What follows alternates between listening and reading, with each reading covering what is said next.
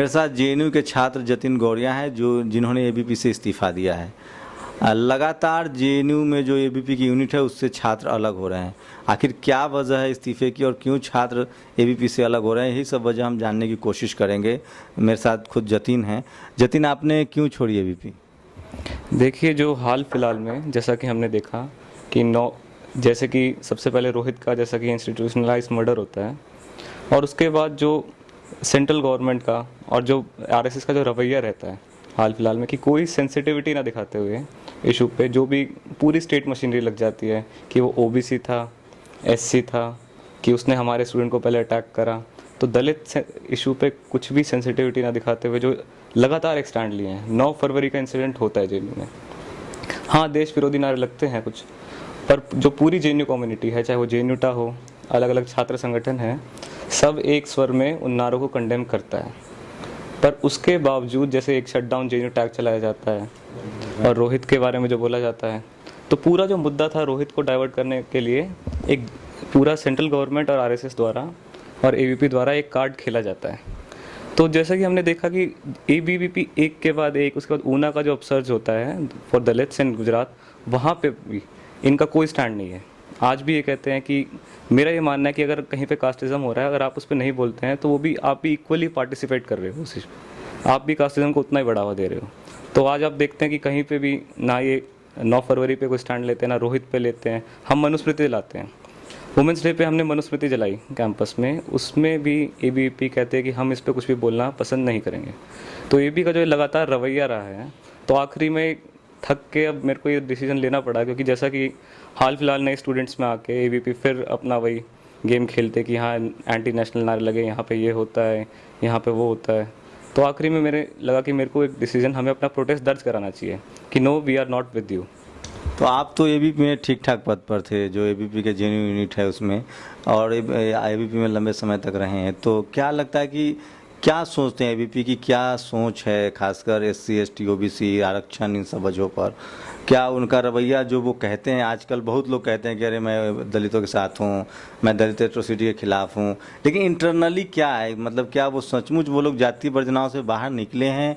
या मैं तो समझता हूँ कि जो एबीपी है, जो आरएसएस है, उसमें अपर कास्ट का दबदबा है। क्या ये बात सच है? एकदम एकदम एकदम एक ब्राह्मणिकल जो हायरार्की है वो आरएसएस के जितने भी संगठन हैं, चाहे वो एबीवीपी हो या और कोई संगठन हो, सब में एक हायरार्की रहती है। और आप खुद देख लीजिए आरएसएस के या एबीवीपी के जो भी बड़े बड़े पदाधिकारी हैं, नेशनल लेवल पे, स्टेट लेवल पे, आपको एक पर्टिकुलर कास्ट के मिलेंगे। और बहुत स्ट्रांगली मेरे को लगता है कि एबीवीपी का एक बहुत हिपोक्रेट स्टैंड रहता है कि जैसे कि वो बोलता है हम दलितों के लिए करना चाहते हैं। आज मुसलमान है, मुसलमानों को वो एक वोट बैंक की तरह पहले देखता था, पर आज लगता है उन्हें कि मुसलमान उन्हें वोट नहीं देगा। तो जब गौरक्षा के नाम पे मुसलमान मारे जाते हैं तो एबीवीपी, बीजेपी, कोई भी उस पर कुछ नहीं बोलता है। पर दलितों को आज भी वोट बैंक से ज़्यादा, आरएसएस हो, चाहे वो एबीवीपी हो, भाजपा हो, वो उससे ज़्यादा उसे देखता नहीं है। अगर आप इतना ही कॉज के लिए सीरियस है तो लीडरशिप में आप दलित को लाइए।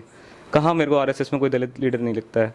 कैंपस लेवल पे भी, या स्टेट लेवल पे, या नेशनल लेवल पे कोई लीडर नहीं दिखता है। वहाँ पर्टिकुलर एक हेजेमनी बना रखी है जो अपर कास्ट हेजेमनी है, और वो भी एक पर्टिकुलर कास्ट की। ये देखते हुए आप देखोगे कि बहुत बार बोला जाता है कि दलितों के लिए ये कर रहे हैं, दलितों के लिए हम। अगर एक दलित हैं, ओबीसी हैं, एससी एसटी है, माइनॉरिटीज़ हैं, अल्पसंख्यक हैं, और अगर आप एबीपी में हैं, आरएसएस में हैं, तो बोलने की भी आज़ादी नहीं होती है, अपनी बात भी नहीं रख सकते आप? नहीं, हाँ, एक बात है कि आरएसएस एबीवीपी में एक सिंपल सा है कि वो कास्ट डिस्कस ही नहीं करना चाहते हैं। उनका कहना है कि हम इंडियन हैं और हम एज ए इंडियन ही सारों बातों को लेंगे, हम कभी कास्ट डिस्कस नहीं करेंगे, हम कोई जेंडर बेस्ड इश्यूज डिस्कस नहीं करेंगे। पर मेरा ये बहुत स्ट्रांगली मानना है, और जो मैंने अपनी यूनिट मीटिंग में भी रखा है, कि अगर आप कास्ट को डिस्कस नहीं करोगे तो आप कास्ट को ख़त्म भी नहीं कर सकते हो।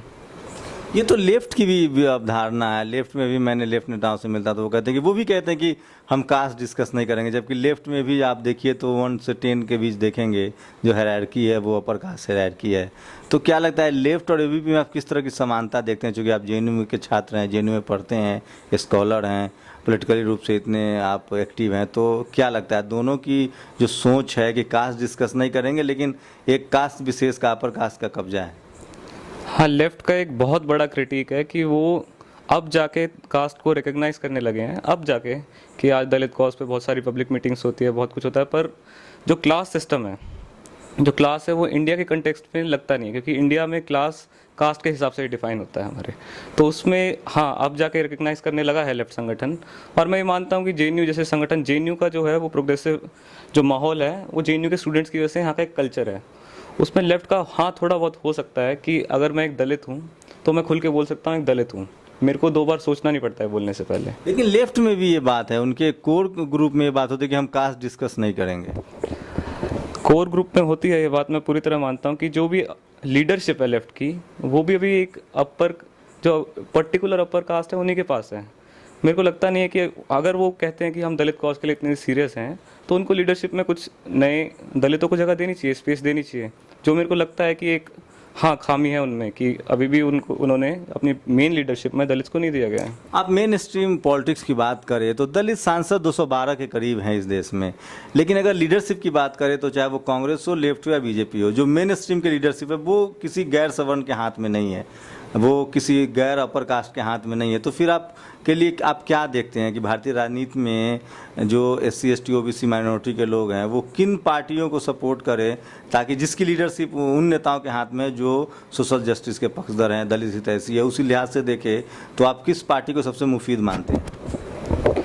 देखिए मेरा पार्टी में तो अब कांग्रेस भी कहती है हम दलितों के लिए करते हैं, बीजेपी बहुत सारी लुक्रेटिव स्कीम्स ला रही है कि हम दलितों के लिए काम करना चाह रहे हैं, हम दलितों के पक्ष पे। और मेरा ये मानना है कि जो कॉस्ट बेस्ड पॉलिटिक्स पे जाके जहाँ से हमारा उत्थान हो सके, हमें कॉस्ट बेस्ड पॉलिटिक्स में ज़्यादा जाना चाहिए, क्योंकि अब दलित एक तरह से एक वोट बैंक की तरह यूज़ करा जा रहा है सारी पॉलिटिकल पार्टीज द्वारा, चाहे वो कोई भी पॉलिटिकल पार्टी हो। नहीं, लेकिन ऐसी भी तो पार्टियां हैं जिसमें SC ST OBC मतलब दलित लीडरशिप है, जहां उस पार्टी में कम से कम आप आरक्षण के खिलाफ बात नहीं कर सकते हैं। ऐसी भी तो पार्टियां हैं।